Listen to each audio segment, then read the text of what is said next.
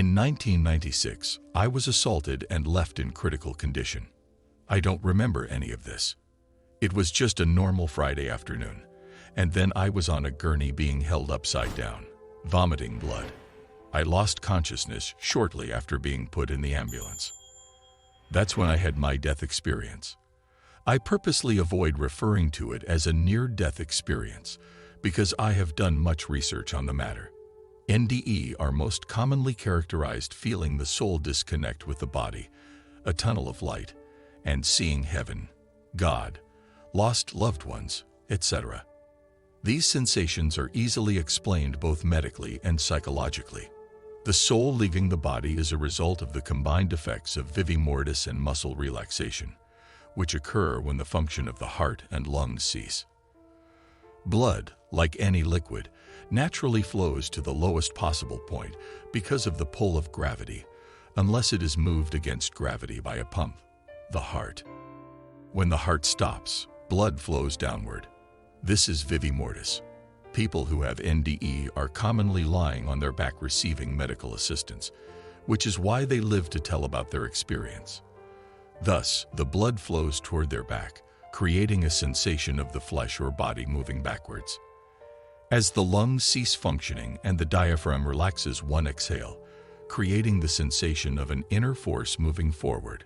The combined sensations, the body moving backward, and an inner force moving forward, result in the feeling that the soul is leaving the body.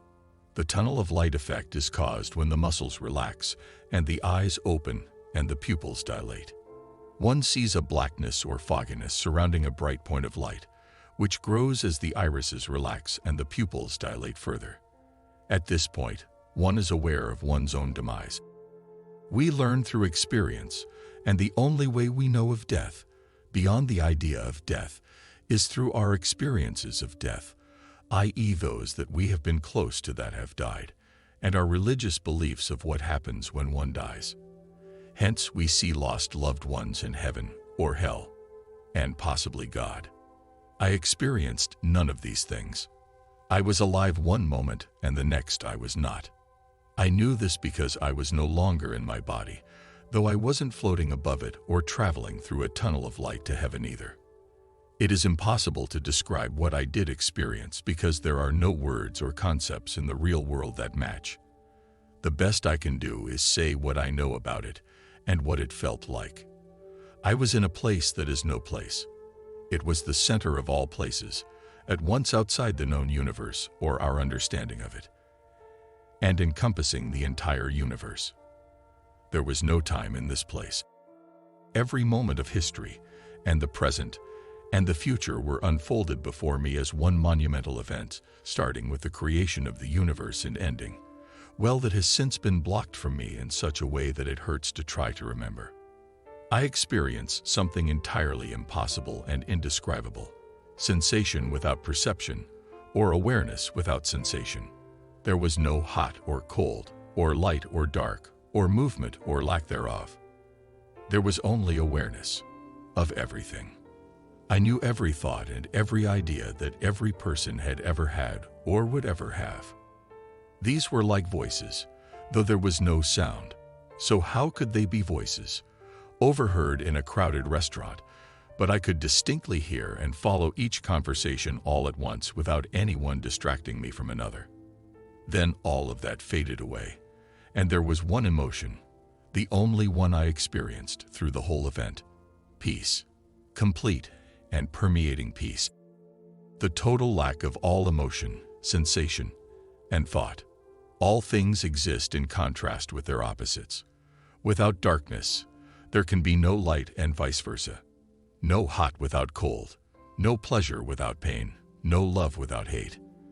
This is the way we experience the world, through perception of varying degrees of opposites.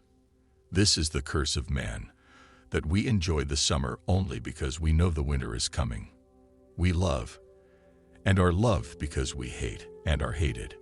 And because all things are known only through contrast, we never know peace unless all these things have been erased, which is only possible through the death of our bodies and the end of our perception and experience and knowledge. This event, for it wasn't an experience, lasted the smallest fraction of a second and also the entire existence of the universe. I drifted in eternal peace. Then I heard the voice of God, at once as relaxing as sleeping late on a Saturday morning and waking to the sound of birds chirping outside the window, and the soft scent of lilacs and roses carried on a gentle early summer breeze, and the warm sun shining on your naked body, and as powerful and frightening as lightning, striking the very foundation of the building in which you are standing. It is not your time to be here, but you may stay if you choose. I have work for you if you choose to return. I didn't want to leave, but when the voice speaks, you obey. I know I was given a choice, and I chose the pain and misery of earthly life over the absence of all but peace. I sometimes wonder about that choice, but I think I made the choice long before it was put in front of me. I know I have work to do, that's why I came back. I just hope I am ready when the time comes. I woke up on a gurney in the hospital where doctors were explaining to my mother that I would probably die in the coma I was in. They didn't know how I could still be alive. I sat up and was pushed back down because they thought I was having a seizure until I spoke. I was asked a barrage of questions like, "Do you know what day it is? And do you know who the president is?" And asked to count to 10 numerous times, which I did in 4 different languages. The questions stopped. My skull had been fractured and my head resembled a large misshapen pumpkin. I had 3 broken ribs, bruised kidneys, spleen, and liver. I was bleeding internally and the doctors didn't know where yet. I said I was going to go to sleep, but not to worry, I would walk out of the hospital in less than 24 hours. I then closed my eyes and consciously healed myself. I could feel what was wrong with my body and where. I could redirect blood flow and nutrients to areas that needed it and away from areas that were bleeding. I could will my flesh and bones to grow back together. When I had a CT scan, the technicians ran another because the readings were so strange. There was no brain damage whatsoever, which was considered impossible given the extent of my injuries and how long my brain had been without oxygen while I was clinically dead. Also, there was a never-before-seen high delta wave reading that could only be explained if I had experienced REM sleep. And even that was a stretch, even though I was conscious and talking the whole time. That night, I woke up at one point to see my doctor sitting in a chair in my room. I told him he could go tend to someone else if he needed, that I was going to be fine. He said, "I know, but what's happening to you is unbelievable. You should be dead." I can't turn my back on a miracle. God is allowing me the opportunity to witness this, and I just can't walk away. I later found out that his daughter had been in a car accident and had similar injuries.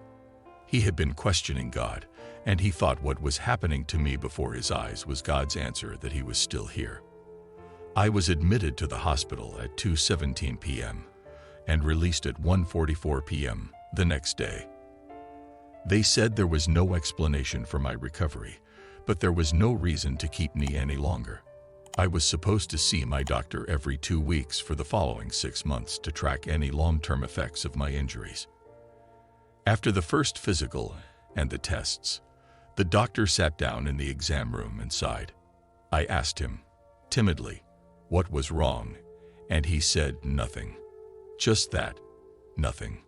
There is nothing in my medical training or experience that can account for your recovery. He explained to me how bones heal, that the immune system goes crazy making new bone and there is a large knot of bone where there was a break. This is eventually dissolved over time, but the process takes months, and sometimes there is a permanent enlargement of a bone that has been broken. He said after 2 weeks he couldn't tell that I had even had 1 broken bone, let alone 3 ribs and 2 in my skull. All I can say is, do you believe in God? The event drove me crazy. I really believe that. I'd experienced things completely outside the realm of human understanding. I heard the voice of God, which, believe me, human beings weren't made to hear. I looked everywhere for the peace I had experienced. I tried drugs, different religions. I started to study physics and biology to try to find a logical explanation for the things that happened to me. I believed that it was all just some grand hallucination. You see, I was raised in a Pentecostal church, very fundamentalist and very strict. When I began to ask questions, I was turned away, told my faith was weak, just because I couldn't accept everything I was told, even when I knew these things were untrue, such as the earth being only 6,000 years old and Buddhists being evil. I was told that it was a medical fact that males had one less rib than females because Adam's rib was used to create Eve. And I was told this by a nurse of all things.